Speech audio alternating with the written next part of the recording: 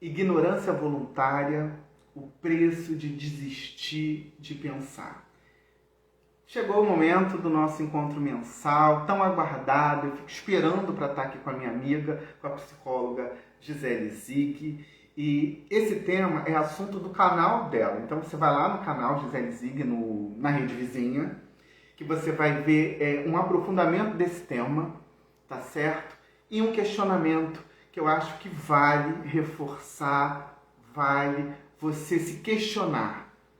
Ignorância voluntária, o preço de desistir de pensar. Bora conversar. Ela já entrou e eu vou colocar ela aqui para dividir tela comigo. Espera aí. Deixa eu ver se ela vai dividir tela. Calma. Demora um pouquinho. Para a gente continuar aqui o nosso encontro, o nosso bate-papo. Você sabe que ele é mensal. Gi, deu ruim, você não dividiu tela. Espera aí. Calma. Vamos de novo. Dá uma olhadinha aí. Agora foi.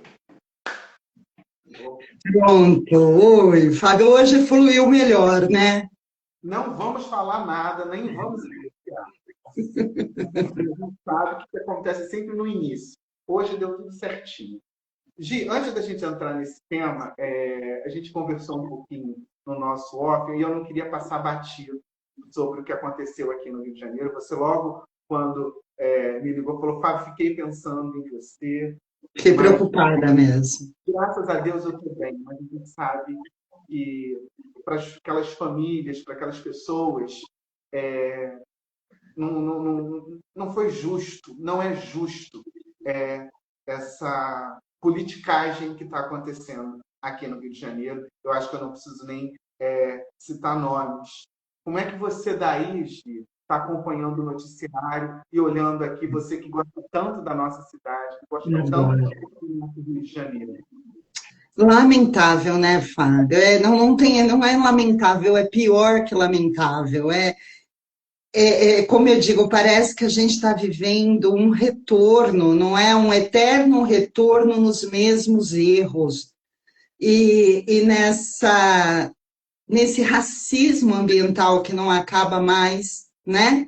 Dessa ideia de que a favela é povoada por bandidos, que desculpe, eu preciso falar que está aqui, ó. Todo preto pobre que mora na favela é bandido. Eu estou até trêmula, ó. Isso mexe comigo porque é um preconceito que mata, né? Esse preconceito mata. Eu Então, é estava triste. Em nome, desculpe, só isso tudo é em nome de eleição, é isso que me mata. Não, e que está escancarado, né, de uma forma tão vergonhosa, a forma com que o governador aqui do Rio fala é de uma forma execrável. Mas Acabei de ver, enquanto eu esperava você entrar ao vivo, a notícia da Folha de São Paulo dizendo que a Comissão de Direitos Humanos da Câmara pediu a prisão preventiva do vosso governador. Ai, falei gostoso agora, do vosso governador. Não que o meu seja ótimo. está trazendo, então, notícia de última hora, porque assim, Acabei de ver. eu estou aqui tão envolvido com o nosso tema de hoje que eu acabei não vendo. Gente, que notícia boa, então, que você está trazendo para a gente, Gi. Eu não sei como é, só vi a manchete era essa. A Comissão da Câmara de Direitos Humanos pede a prisão preventiva do governador do Rio de Janeiro. Bom, mas não é o nosso tema de hoje. Não, A gente queria deixar aqui, a gente não poderia passar por aqui como se nada estivesse acontecendo, né, Gi? Eu acho mas que não. Fábio, está relacionado. Está completamente relacionado a esse tema. Então, Gi, antes da gente iniciar o nosso papo, eu sempre faço isso na abertura, eu queria que você fizesse o convite para quem quiser entrar em contato com você, como é que faz as redes sociais, fala um pouquinho do seu trabalho aqui para compartilhar com a gente. Tá bom. Bom, então eu sou Gisele, conhecida como Gisele Zig, que é a minha marca. Eu sou psicóloga, sou supervisora, né?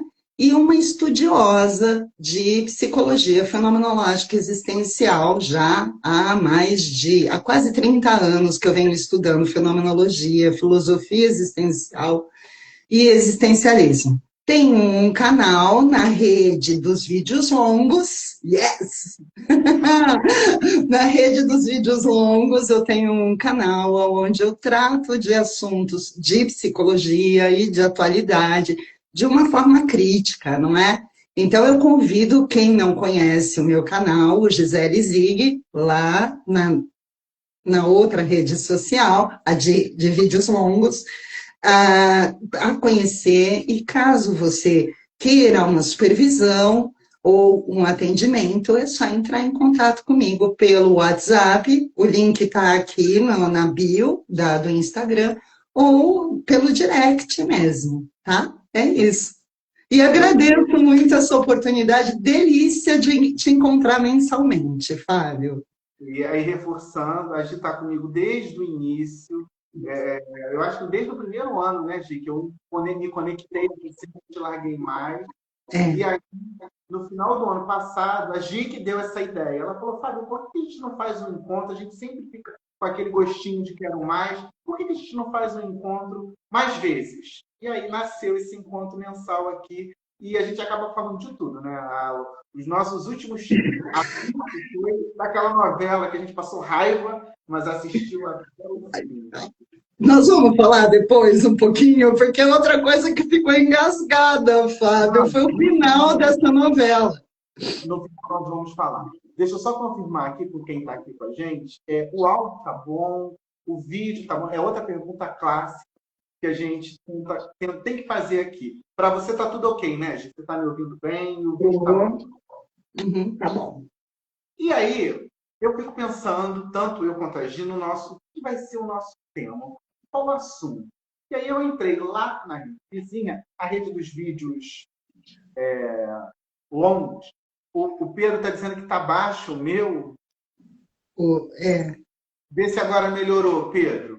Ou você mexe no seu celular e dá uma aumentadinha aí, que você eu conheço. Esse é o Pedro, que é o meu voluntário lá no Refazer. Ah, não é o meu Pedro, o meu voluntário aqui.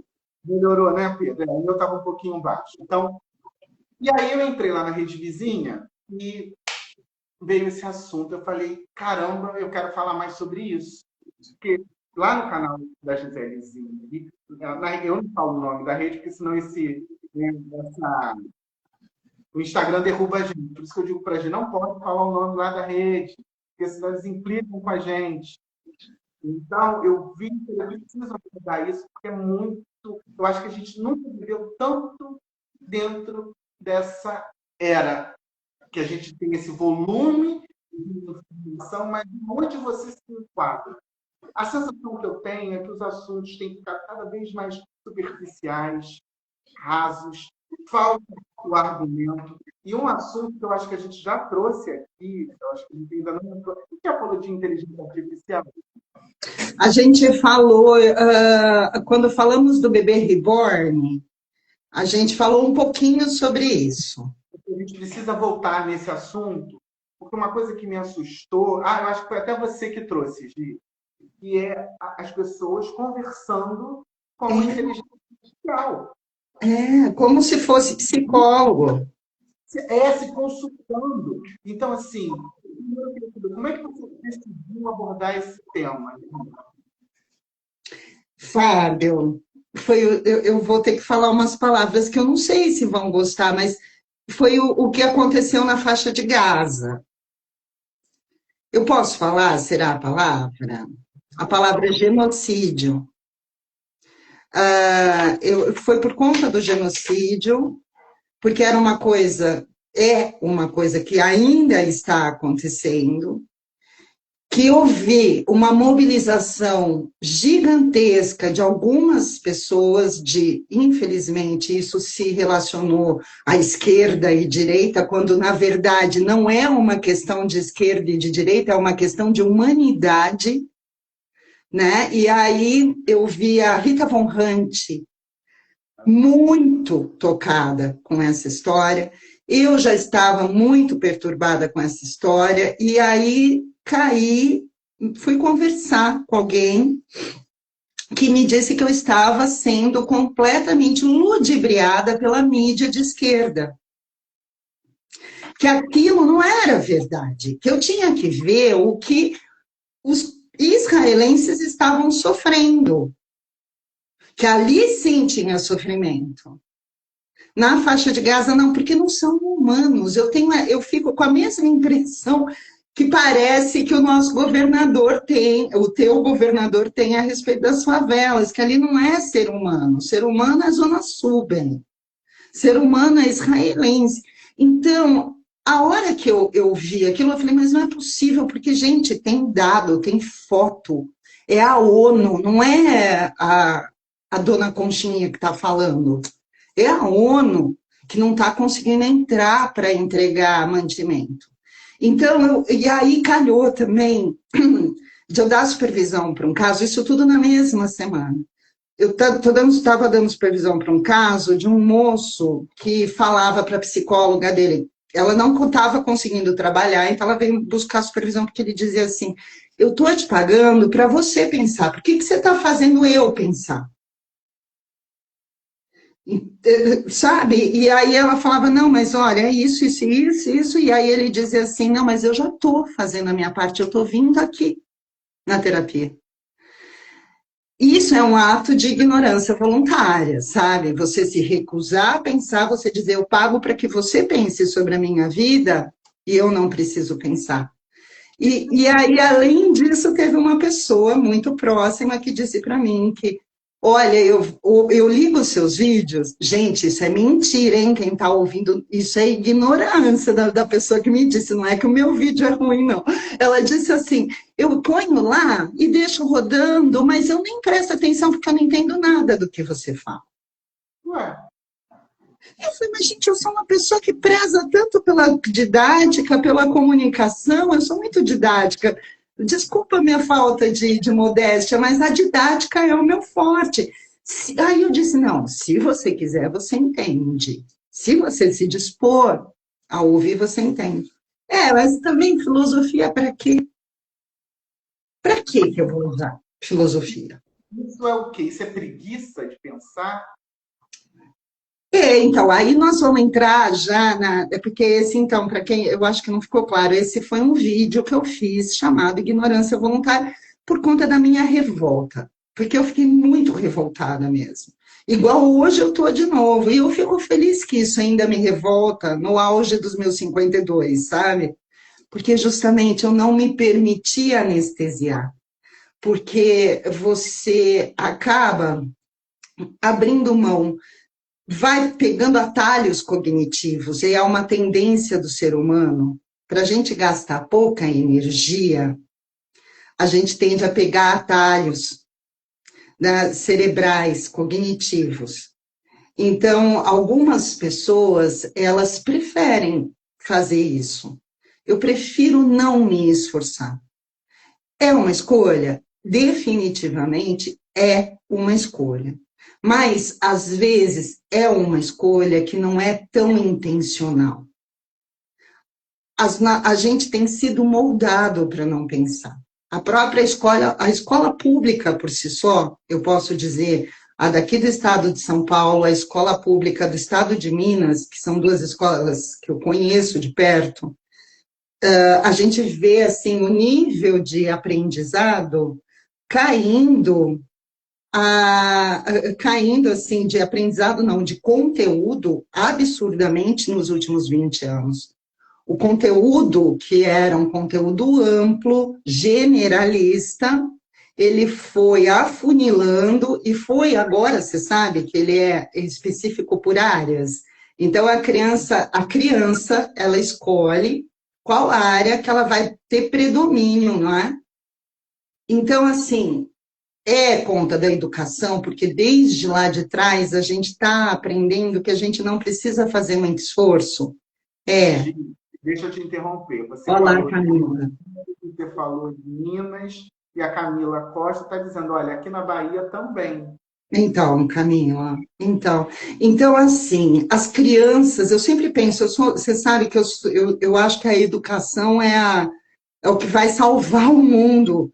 Então, assim, desde pequenininho e desde dentro de casa mesmo, As crianças, elas aprendem que não precisam fazer muito esforço mais para nada, né? Você tem acesso, igual eu digo lá no vídeo, à informação muito rápida. Tudo o que a gente quer, na verdade, é muito mais fácil de conseguir do que era há 50 anos atrás, nem há 50, 30 anos atrás. Então, essa facilidade, essa tendência nossa, essa preguiça cognitiva, a pegar atalhos cognitivos, fez a gente se encostar. Você sabe que eu comecei aqui, lá vem eu com as minhas histórias. Mas você vai entender e vai concordar comigo. Eu não sei aqui a galera, a idade da galera que está aqui com a gente. Mas nós tínhamos que ter aquela Barça para pesquisar, às vezes, uma bobagem. Procurar o trabalho de escola, ir para a biblioteca da escola, lá na biblioteca, ficar pesquisando o tema, ou assim. Hoje você dá um Google e ele vem lá com a resposta.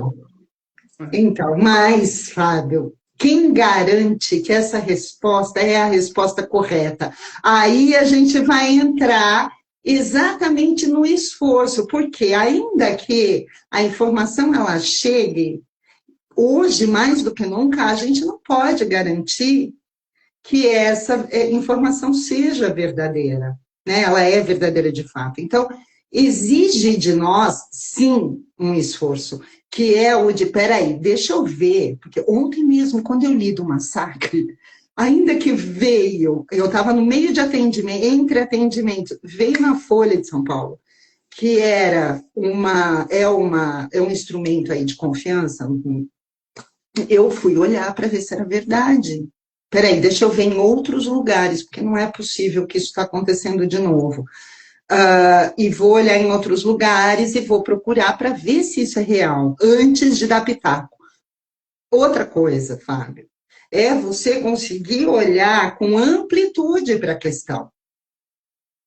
Gi, eu preciso botar as pessoas na roda aqui para conversar com a gente. A Letícia falou, eu gosto muito dele, eu conheço a Letícia, ela trabalha comigo, e eu admiro muito a forma como ela educa a filha. E está aqui a resposta. Ela diz o seguinte: as pesquisas eram maravilhosas na nossa época. É porque eu não deixo minha filha pesquisar em internet, não. Ela faz a moda antiga. Olha que legal. Porque, pegando o gancho no que a Letícia está falando, você falou nós, você falou a escola, mas eu acho que ainda a galera que tem a nossa cidade ainda tem esse cuidado. Essa turma que está chegando já conectado, eu vejo muito sendo o menininho lá, a menina com um ano e pouquinho, a gente saiu, estamos no restaurante, joga ele na tela. Bota, então, assim, tem uma coisa que está aqui nesse lugar, que é onde está o perigo. O que você está consumindo? Que tipo de informação você está recebendo que você está tomando como verdade? Então, é uma questão de discernimento, né, Fábio? E discernimento é uma coisa que a gente aprende a ter. Aí é que tá. Então a gente entra, a Letícia vai gostar dessa conversa, porque a gente entra de novo na questão da educação parental, Fábio. Eu acho que a gente precisa ensinar os nossos filhos a terem discernimento. Primeiro, antes de qualquer coisa, a gente precisa olhar criticamente para as coisas, querer, nós adultos, fazer esse esforço, entende? De estabelecer, porque se educa justamente para a criança saber o que é certo e o que é errado. Por que não educa justamente para ver o que é certo e o que é errado numa rede social consigo próprio, né? Gi, eu vou já para você, porque ele tem explicado muito. E olha, quem está chegando aqui pela primeira vez, vai se acostumando, porque tanto quanto a Gi, a gente vai lembrando, e a gente vai falando, e aí quando vê, a criança mal nasceu, já tem rede social, tá bebezinho, e aí você vai olhar lá, 1 milhão de seguidores. O que é isso?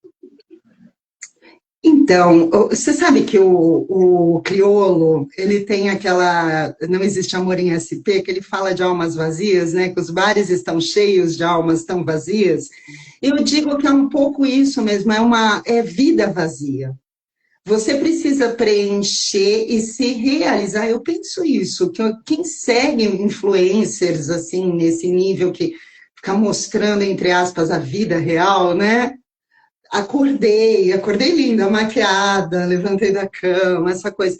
Eu acho que é uma falta de realização do próprio seguidor. Ele precisa se realizar.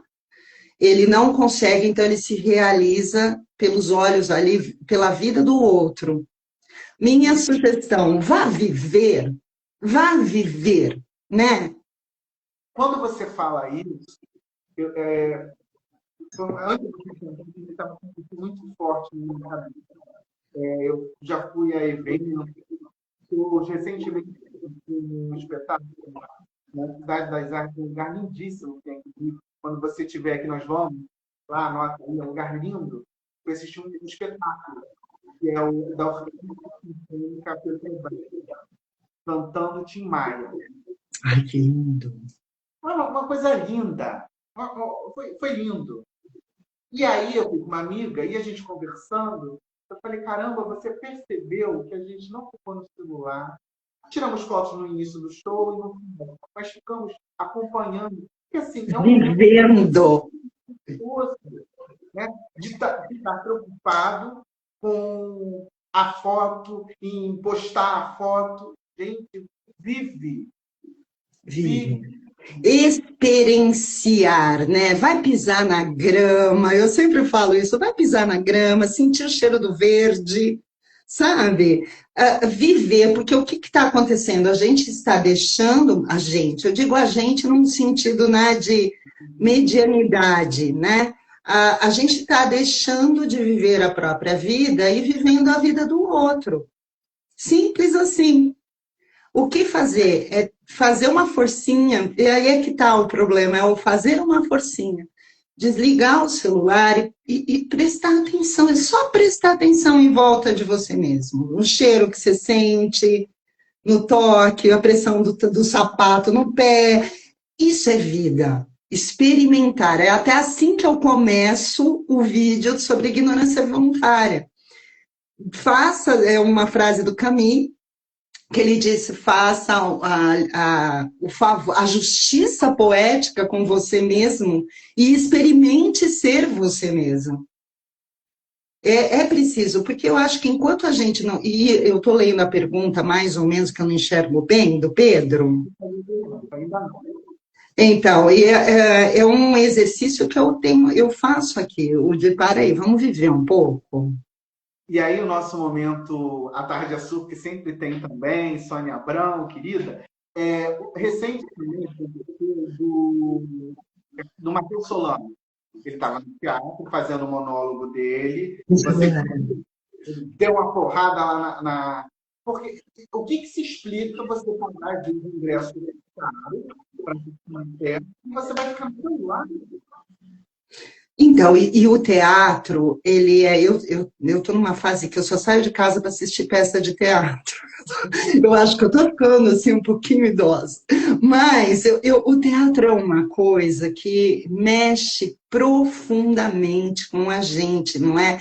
Você tem que estar 100% o público ali. Você não tá, não dá para você escapar. Eu penso isso, quando eu li, eu falei, mas como que essa pessoa consegue fazer isso? Estar no teatro e estar em outro lugar? Não dá para estar em outro lugar quando você está assistindo uma peça. É uma coisa que demanda a tua atenção, porque são todas as sensações mesmo, né? Então, assim, é uma tremenda falta de educação. Mas eu acho que foi uma grande falta de educação, não a dele de bater no celular, a da pessoa de ficar com o celular, porque tem quem criticou ele, né? Por ele ter batido. Agora eu não sei se foi o Falabella, que eu assisti um depoimento, ou se foi o Fagundes. Eu não sei porque eu saí. O Falabella, ele disse que no espetáculo, para a pessoa realmente ali no público, ela se sentir envergonhada daquilo que ela está fazendo. Você sabe que um dos shows mais bonitos que eu já assisti foi o do Caetano, o Circulando. circulador, né? Ou circulandor, eu não lembro. Mas eu tive a oportunidade de assistir aqui em São Carlos e assistir em Rio Claro, que é uma cidade aqui do lado. Aqui em São Carlos, a gente é muito universitária, é uma cidade cheia de universidade, então, assim, é um público muito bom. Foi um show. Todo mundo cantou, esse homem rebolou, foi coisa linda, foi coisa linda. Fui assistir o mesmo show, então, em Rio Claro. Isso daí foi em 1990 bola, sabe? Faz muito tempo. E aí ele... E um barulho, e um barulho, e um barulho. E tava me incomodando, um zum, zum, zum, sabe? E ele tocando. Cara, não é qualquer um, é Caetano, sabe? Não é o mocinho que toca de violão lá na esquina toda sexta-feira. E aí ele parou o show, Fábio. Ele parou o show e ele falou, olha, eu não tô aqui para isso. Aqui não é um restaurante. Vocês vieram para um show, eu preciso de silêncio. É o mínimo que vocês podem fazer. Aí ele tocou mais uma música. Ficou todo mundo quieto. De repente, zum, zum, zum, zum, zum, zum, zum, que nem criança, sabe? Quando leva bronca, fica quietinha só um pouquinho. Ele parou de novo, ele falou, bom, tem gente aqui que está me ouvindo, que veio aqui no respeito para me ver, e é para essas pessoas que eu vou fazer um show. Para quem está aqui para palhaçada, eu vou ser uma prostituta. Eu vou fazer pelo dinheiro. Eu nunca vou me esquecer disso, eu fiquei com tanta vergonha de fazer parte desse público. Quer dizer, eu estou te trazendo essa história porque essa falta de educação, ela não é específica só da questão internet, porque isso aconteceu pré-internet, sabe? Não é fruto, eu acho que já é fruto da nossa mal educação, que eu estou te dizendo já de 30 anos atrás, que vem vindo, né? Mas, de fato, eu não sei como que as pessoas podem fazer isso, pagar para assistir uma peça e não assistir, né? Ficar lá fazendo luz ainda, dando luz. Você sabe que a gente pensa um assunto, pensa um filme, faz um roteiro. A ideia dos nossos encontros é exatamente essa. É deixar uma reflexão, é passear, e aí vai entrando em outros caminhos. A Camila tem uma coisa tão bonita, mas eu vou ler já já. Camila Costa, a Camila fala com a gente da Bahia, é isso, Camila? Camila. Camila Costa, ela fez uma reflexão aqui, já já eu vou ler. Mas eu vou responder. A Gi vai responder a pergunta do Pedro, do meu querido Pedro. Ele diz o seguinte, Gi, o que você pensa... Ih, subiu. Será que eu vou conseguir fazer a pergunta do Pedro? Mas subiu aqui, eu não sei se eu vou conseguir, Pedro. Deixa eu ver se eu consigo voltar. O que você pensa sobre o futuro da geração Z em relação à vida profissional? Eu não penso, né, Pedro? Eu não preciso pensar. A gente já está tendo os resultados, né? Eu leio muito, eu não sei se eu leio muita notícia, mas que assim, que as empresas estão tendo muita dificuldade com essa geração, porque é uma geração que não quer trabalhar, ela quer trabalhar sem ter que ter trabalho. Essa é a frase que eles usam, inclusive, né? A geração que quer trabalhar sem ter trabalho. Então, eu acho que um grande, se você é mãe de criança, né, ou de adolescente, um grande diferencial é ensinar essa criança dessa geração a se esforçar, igual a Letícia está fazendo, sabe? Porque é esse que vai ser, quem se esforçar um pouquinho vai se sobressair. É uma geração que, igual a gente está dizendo, eu não posso dizer que a ignorância voluntária é exclusividade dessa geração. Mas esta geração é filho de uma série de ignorantes voluntários também, entende? O que eu quis dizer? Muitos de mais... Porque eu sou eu tive o meu filho mais velha. Então, ele hoje está com 18, eu estou com 52. Mas as meninas, as mulheres, mães dos amiguinhos deles, são mais novas que eu, pelo menos 10 anos. Né? Então, é uma outra geração. Esta geração, eles chamam de milênio, né? Que é a mãe da geração Z. Essa geração millennium, ela já chega com o celular, ela já chega com a internet, e isso muda mesmo. Ela já chega globalizada, né? E com muito acesso à informação rasa. Sim. Então, ela cria os filhos desta forma, e a gente já vem conversando já há algum tempo sobre essa tendência de os pais ficarem no celular muito tempo, os pais se ocuparem com eles mesmos durante muito tempo, e meio que deixar o filho para que ele se eduque sozinho, sabe? Ele não, muitos pais fazem isso, de olha, eu tenho academia, eu não tenho tempo. Agora não dá, eu estou ocupado fazendo as minhas coisas.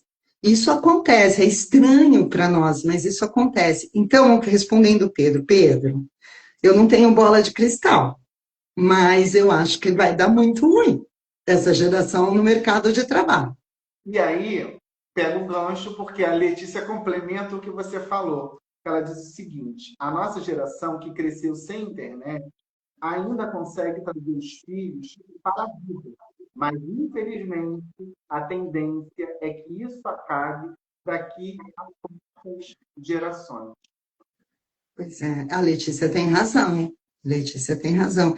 Infelizmente, mas eu acho que existem pessoas como nós, muito conscientes, existem pais conscientes, existem pessoas críticas. Eu acho que antigamente eu ouvia muito, ai, você é muito cri-cri, você é muito crítica. Hoje eu falo, que bom, eu ouvi isso como se isso fosse ruim, sabe? Ouvi mesmo, muito, como se isso fosse ruim. Mas eu acho que a gente precisa exercitar o criticismo mesmo, a gente precisa ter um olhar amplo, não dá para seguir desse jeito.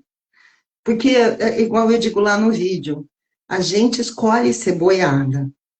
Eu não quero que meu filho seja boiado, sabe? E não quero, e eu vou fazer muito a minha parte aqui, estou aqui fazendo a minha parte, falando, gente, acorda, dá para salvar.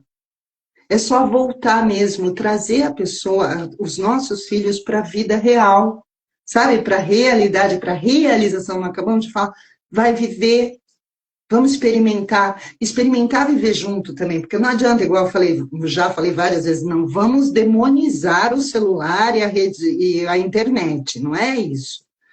Mas é controlar e poder ter prazer aqui fora, sabe? Fora desse quadradinho, existe prazer. É um prazer um pouco mais demorado? É, mas é prazer. Isso deve ser, se dividir essa tela, uma delícia. A gente está papeando, imagina eu e Gi juntinhos, sentados, Pedro junto com a gente, conversando, a gente manda uma pergunta. Olha que delícia, você acha que a gente vai ficar no celular? Descobrir esses prazeres e viver cada chance, cada oportunidade. Eu já te falei da Clarice, da Felicidade Clandestina, o conto dela, Felicidade Clandestina? Você falou em algum momento, mas você pode depois. Que ela, então, é um conto que ela faz uma coisa meio erradinha lá, e ela ficou muito feliz e ela não podia dividir com ninguém, porque era uma coisa erradinha. Então, assim, eu uso esse termo de felicidade clandestina, porque acabou ficando por baixo dos panos a felicidade dela. É uma coisa que eu acho que a gente precisa parar. Felicidade não é uma coisa que precisa ser compartilhada o tempo todo. Você não precisa compartilhar as suas coisas o tempo todo. Não precisa mostrar para as pessoas aonde você vai, com quem você está, o quanto você é feliz, porque a gente sabe que tem muito de plástica nisso, não é? Mas exercitar, de repente, essa coisa da clandestinidade mesmo, poder ser feliz clandestinamente, só com você mesmo, com seus amigos. Como é que é o nome? Eu adorei também. Eu acho que você não É falou ótimo. felicidade. Clandestina. É isso. Então, é um conto dela, mas é um conto meio, é um conto meio perverso, e tem um pouco de gordofobia, tal, que era outra época, né? A gente pode trazer, por exemplo, recentemente, a um aniversário de uma querida amiga, e eu não lembro a última vez em que... E eu não ouvi, tá? Vale aqui ressaltar isso, então eu tomei de aula. Nunca me diverti, da última vez que eu me diverti, que eu li tanto, e não botei uma foto. Quer dizer, só quem estava ali comigo, né, que compartilhou dessa felicidade clandestina, é que sabe. Olha que delícia poder contar isso. Tá só divertido. Então, você não precisa compartilhar, porque alguém fala também, isso bate muito também na questão da solidão. Alguém fala, mas eu vou viajar, eu vou compartilhar isso com quem? Eu falo, compartilhe com você mesmo. Não precisa ter. Porque a gente é bom numa felicidade compartilhada. A felicidade compartilhada é bom, mas a felicidade clandestina e sozinho também é legal, porque não pode ser. É felicidade, é alegria, né? A Letícia falou o seguinte: Gi, eu passo pela mesma situação que você. Fui mãe com 35 anos e sinto Eu muita também. diferença para algumas mães de amiguinhos. É essa relação que você falou aí no meio do nosso papo. Mas eu preciso falar da Camila. Olha o que a Camila escreveu aqui para gente. Camila é uma querida. Conheço. Fala, Beijo. Camila, querida. O olhar para o outro destrói o sangue. Existem pessoas que perderam o caminho por conta da construção social de não fazer o que quer, e sim o que te mandam. Então, o nome disso é alienação, né? Aqui para nós, no existencialismo, na filosofia existencial, é alienar-se de si, em função, exatamente, de agradar. E aí, você viver é uma escolha também, né? É de você esconder de você mesmo, dos outros, quem você é. E ser para o outro, ao invés de ser com o outro. Saudável é ser com o outro. O que então, voltando só para a ignorância voluntária, o que o rei da boiada, ele quer? O rei da boiada quer justamente isso, que você sirva para o outro. Que você não pare para pensar que aquilo que aconteceu ontem é um problema de racismo ambiental. Não quer, imagina que ele quer. O dono da boiada quer que você fale assim, não, meu rei, se o senhor acha que é isso, é assim que tem que ser. Então, existe muito isso do ser para o outro dentro da ignorância. Ela escolhe ignorar verdades para agradar o outro e ser para ele e não com ele. Entende? Acho que é mais ou menos isso, né? Eu queria mandar um beijo a todo mundo que está aqui com a gente. Então, a família passou por aqui. A Lúcia, meu pai eu vi que entrou. Iberê Iori, tá aí? Fala o nome do seu pai, Chico. Iberê Iori. Não está. Eu acho que saiu, então. Passou aqui. Então, um beijo para todo mundo que está aqui com a gente. O Pedro está perguntando uma questão filosófica. Peraí, eu vou fazer a pergunta dele. Eu geralmente compartilho minhas felicidades através de metáforas no meu feed. A verdade pode ser subjetiva? A verdade é subjetiva. Ela é subjetiva, não é que ela pode ser. Um fato, ele passa pela nossa percepção antes de a gente constatar que ele é um fato, Pedro. Entende?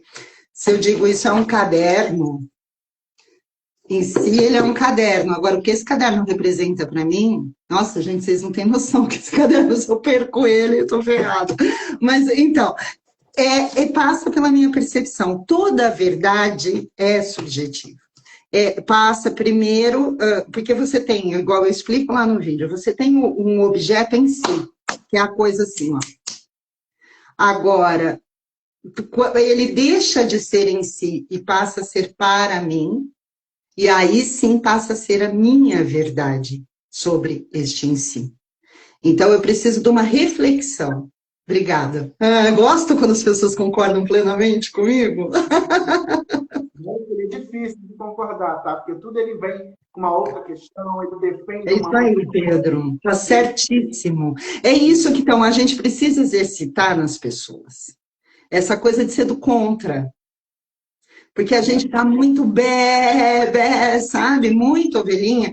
E aí fica com isso de direita, esquerda, essa polarização piorou a situação. Porque quem é de direita se recusa a ver o que a esquerda mostra. E isso é um problema sério, né? Hoje, como é que se explica essa preguiça cognitiva? Você usou essa palavra, eu gostei muito dela, e eu queria que você explicasse, e já vai amadurecendo aí, porque a gente está chegando na reta final, Gi. Então, assim, o que você gostaria, que você não poderia deixar de falar dentro desse assunto? A gente vai precisar fechar daqui a pouquinho. Viu como é que passa tudo, Gi? A gente realmente é um bora conversar que é uma delícia. Então, mas não tem problema, a gente pode voltar lá na frente com esse assunto. É sempre um prazer, tá? Mas a gente vai amadurecendo aí. Você quer saber das heurísticas, não é? Você quer falar disso, não é? Que eu me lembro que estava lá no nosso plano. Ah, então, Ele gosta de ser do contra. eu também. Não, Eu mas também. adora, adora. Eu acho que ele gosta de imitar, é isso. É. Ó, continue assim, viu, Pedro? Firme e forte na crítica, porque é isso que faz exatamente a gente ampliar nossos horizontes. Ponto, né? Agora, você quer saber, então? Eu brinco que a psicologia tem um lado que é muito podre. Aliás, é feio mesmo, que é a psicologia da publicidade. Você já ouviu falar?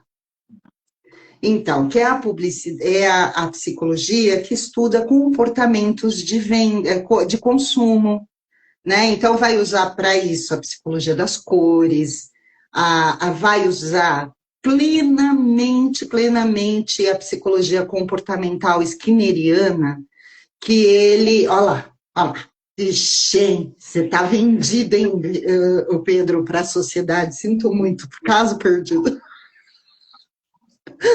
Ó, mas eu estou enxergando hoje, estou enxergando bem. Então, assim, eu acabei de ver que tem um laboratório, agora eu vou ter que pôr óculos, lá na Universidade de Stanford, olha isso, que chama Laboratório de Tecnologia Persuasiva. Você entendeu? Tecnologia persuasiva. Então, o que eles usam? Eles se baseiam nessas questões nossas, primeiro, de que você recebe estímulo, quanto mais estímulo positivo você recebe, isso é clássico, mais você tende a repetir um comportamento. Eles têm, e a gente tem também, que é o que eles mais usam, principalmente quem trabalha com disseminação de história falsa, é da heurística da disponibilidade, que são assim, são esses atalhos que a nossa preguiça faz a gente pegar se a gente não cuidar, tá? Tem que cuidar, porque é um hábito que se a gente vai ver, a gente cai. Por exemplo, se você vê muita havaiana amarela, chinelos havaianas amarelos, você vê, você começa a ver muito chinelo havaiano. Quando você for comprar um chinelo havaiano, que cor vai ser o chinelo que você vai comprar? Se você não for o Pedro. Que cor que é o chinelo? É amarelo. Certo? Então, por isso que eu falo, é legal ser assim do contra, porque justamente você não vai comprar o chinelo que todo mundo compra só porque isso é o que está disponível. Então, assim, modinha trabalha muito com isso, não é? Uma outra é que agora eu não me lembro as que eu levei para lá, mas eu me lembro da disponibilidade, e são. Eu não lembro o nome exatamente, mas que faz com que a gente pegue o pensamento que concorda com a gente busca, é uma tendência também cognitiva nossa, a buscar informações que concordem com o que a gente pensa e renegar as informações que não concordam. Isso é uma tendência, e é isso que gera o preconceito, porque você fala, bom, deixa eu pensar uma frase que não vai machucar ninguém. não sei, vamos pensar assim. Eu acredito que Deus é mulher. Eu acredito que Deus seja mulher. Tenho essa convicção. Tudo, quando vierem para mim e falar assim, não, mas na Bíblia está escrito que Deus é homem, ele é masculino, é uma figura masculina. Não, eu não concordo. Eu li ali uma frase dizendo, olha, Deus pode ser mulher. Olha, tá aqui, ó, isso sim é válido. Todo livro que você me apresentou, ai, pensei num exemplo. Mas todo livro que você tem, me apresentou uma bibliografia imensa contra a minha ideia, mas ainda assim eu vou me apegar naquela linha que eu li ali. Isso é uma tendência que a gente faz, sabe? Então, isso gera ignorância. Justamente, é por isso que a gente precisa estar atento para essa questão da nossa preguiça, dessa questão da gente pegar atalho. Tem que estar atento mesmo. Será que eu não estou caindo numa heurística sem querer? Num atalho cognitivo? Mas por que a gente se deixa, então, levar? É mais cômodo? É lógico, é bem lógico. É chato quando a gente tá falando uma coisa com tanta certeza e vem alguém e fala para você, filho, isso daí tá errado, hein? Vamos repensar, porque tá errado. É ruim isso é desconfortante, isso tira as nossas bases. Existencialmente falando, Deus usa vestes brancas. Deus usa vestes brancas. Você acredita piamente, Deus aparece vestido de roupa preta para você. Você fala, não é Deus. Não é Deus, e é Deus, é que você aprendeu que ele veste roupas brancas. Então, assim, é muito difícil para nós, aqui dentro de nós, dar o braço a torcer que as nossas verdades não são tão verdadeiras assim, elas são subjetivas, elas não são objetivas. É desconfortável, entende? Então, talvez... Peraí, gente. É a vontade de sair falando? A gente acaba engasgando. Eu não acho, eu gosto do ovo maltine, desculpa. Ainda é Pedro sendo Pedro. O seu filho é assim também ou não? Não, meu menino é espírito velho, só é velho, ele é caretão. Hoje, talvez seja por isso que recorrer, por exemplo, à inteligência artificial, que está cada vez mais aí em questão, sendo falado, entra dentro dessa preguiça do criar. Sim, criar. Então, porque criar, você sabe disso. Criar é uma coisa que demanda muita energia, né? Tudo, na verdade, que você vá prestar atenção, você já está gerando um pouco mais de...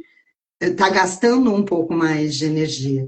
Então, é muito mais confortável. A gente brinca, né, que fala que vai atrás de dopamina, é um jeito de dizer, né? Na verdade, a gente está buscando satisfações e está conseguindo a satisfação de uma forma muito fraca e muito fácil.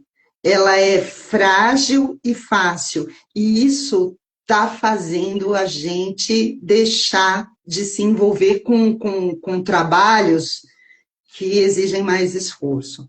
É ficar numa zona de conforto? Plenamente. É você querer falar, não, de fato eu não quero saber sobre isso. Todo mundo é ignorante, eu sou ignorante, você é ignorante, todos nós somos ignorantes. Isso é absoluto, essa é uma verdade. A gente não tem condição de saber de tudo, né?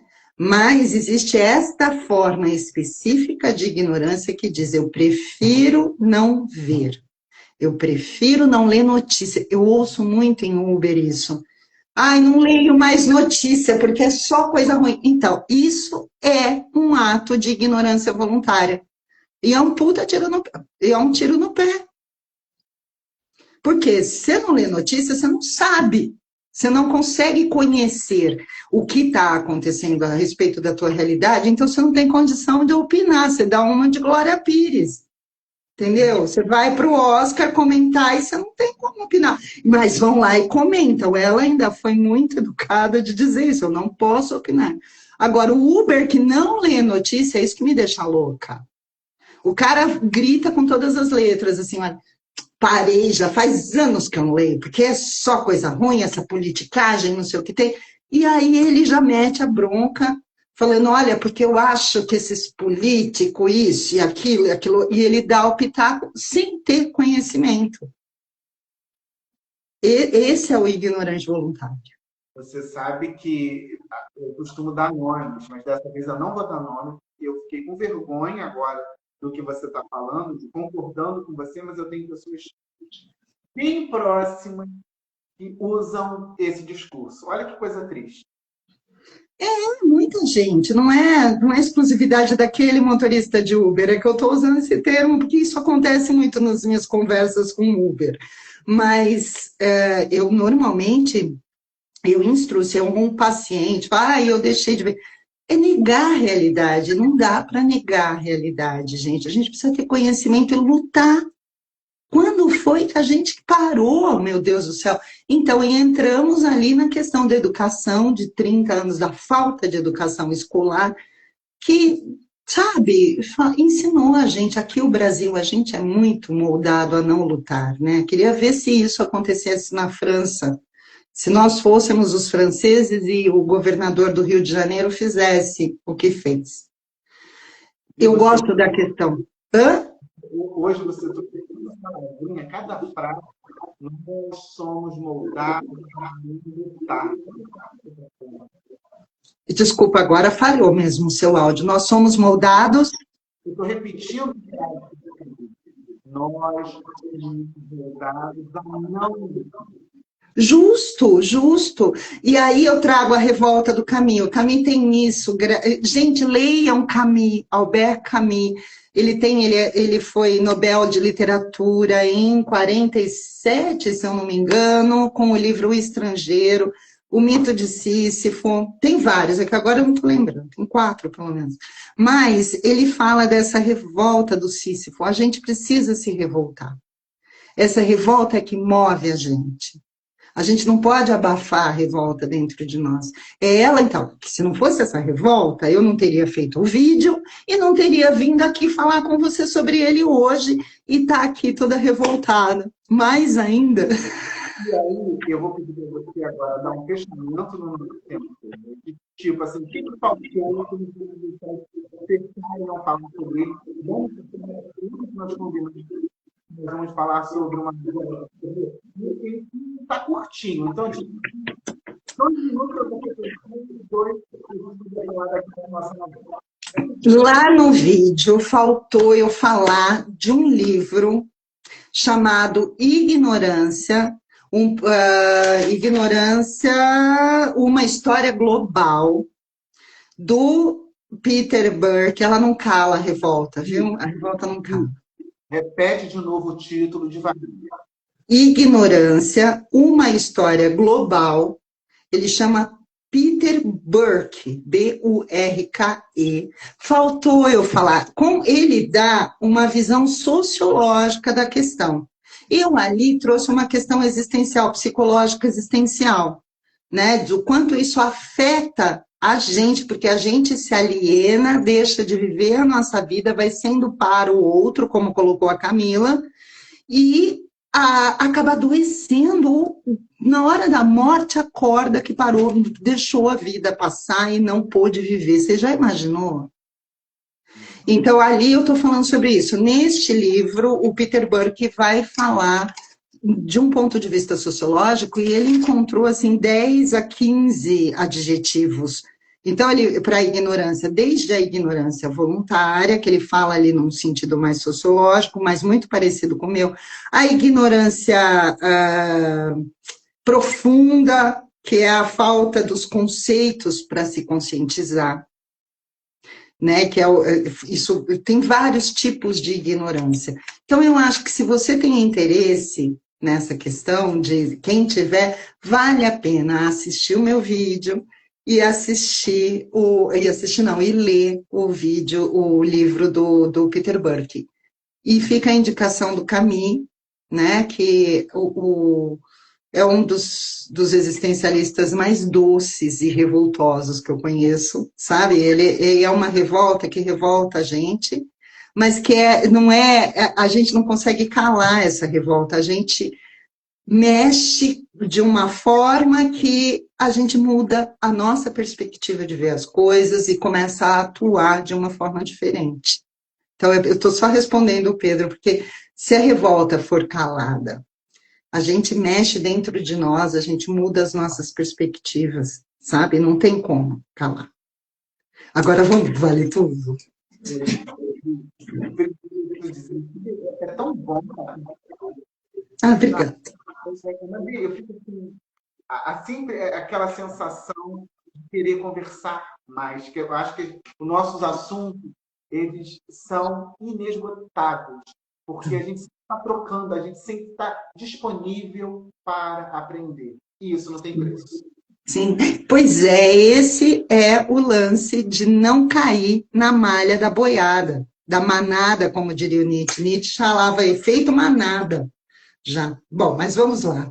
Você disse que quer falar de Vale Tudo, vamos falar, mas a Kelly diz o seguinte: estamos sobrecarregados de informações e menos dispostos a pensar com profundidade. É porque é isso, não é essa disposição, beira justamente a questão do esforço, é de querer dispor-se a. Pronto, né? Agora, eu posso dizer uma coisa? Essa novela já é o reflexo da nossa ignorância generalizada. Porque você coloca 89 e você coloca 2025, o nível de profundidade de discussão, se você assistiu, porque eu fui assistir a de 89 de novo, é um nível de argumentação política tão rico, é uma coisa tão mais profunda, toca muito mais a questão da política, né? Não vou defender a autora, até porque você sabe a minha opinião que eu tenho sobre ela. Fico até me controlando, porque, poxa, foi uma baita de uma oportunidade. Foi. Tem ascensão na carreira dela, então é uma questão, olhando todas essas. Mas você também não acha que dentro dessa velocidade da informação, hoje caberia, porque eu sou noveleiro, estou assistindo uma novela, ela fez muito sucesso nos anos 80, chamada O Outro. Essa Eu sei. eu não vi. E eu estava pegando assim, cenas de 8 minutos sobre um determinado assunto, e hoje não caberia. Hoje você não tem cena, um papo ali, uma troca de ideia com esse volume todo. Às vezes é um capítulo antes do comercial durar aquilo tudo. Hoje tudo é 1 minuto, 2 minutos, acaba aquela cena, já corta, vai para outra. Então, eu reparei nisso, eu sei disso. Mas eu penso que ali ela foi supérflua demais, né? Então, deixou muito claro, ficou muito claro para mim exatamente isso que nós estamos falando. Uma geração que é uma geração ainda com uma educação boa, tem uma novela em 1989. A mesma novela em 2025, com dentro dessa dinâmica de rapidez de informação. Então, assim, se era para ser uma novela de TikTok, se era para ser uma novela, fizesse lá e não na Globo. Porque filmes, seriados, a gente ainda tem cenas longuíssimas em filmes, em seriados. Por que a novela? Porque a novela, ela reproduz, você sabe disso. Ela quer agradar uma camada socioeconômica e com um nível intelectual mais, de escolaridade, não intelectual, mas um nível de escolaridade mais baixo, né, Fábio? Mas, Gi, o nosso tempo acabou, tá? Diga-se de passagem, nosso tempo acabou, mas a gente ainda tem que falar o que ela fez com a protagonista. Ah, para, gente! Ah, para, me fez ficar lá até 11 e pouco para quem dorme às 9 da noite, porque até 11h25 para ver aquela papagaiada lá. Então, que falta de respeito com a gente, eu achei. Porque tudo bem, até eu penso, bonitinho do povo que não quis que ela morresse. O povo não queria que ela morresse, queria que ela fosse presa. Eu achei até bonitinho isso, Da Odete. É. né? A Odete poderia não ter morrido e ter sido penalizada, né? Mas ela, de repente, ela aparece completamente. Acabou com o IML do Rio de Janeiro, gente. Acabou com a polícia, com a credibilidade, sabe? Uma coisa nonsense, né, Fábio? Muito nonsense, muito pastelão, muito mesmo a cara dessa novela, que foi pura propaganda também, né? Nossa, o que ela não deu de retorno, mas de vendeu, né? Na venda, lá, o pessoal de marketing adorou, adorou. Então, o pessoal de marketing adorou, ficou muito feio, né? É, tô sabendo. Então, eu também fiquei revoltada com o fim, porque eu me senti uma palhaça ali, esperando um mínimo de lógica e de coerência, né? Mas eu não sei você, meu coração, meu Deus, safado, já está assistindo a nova novela. Como é que pode? Eu não.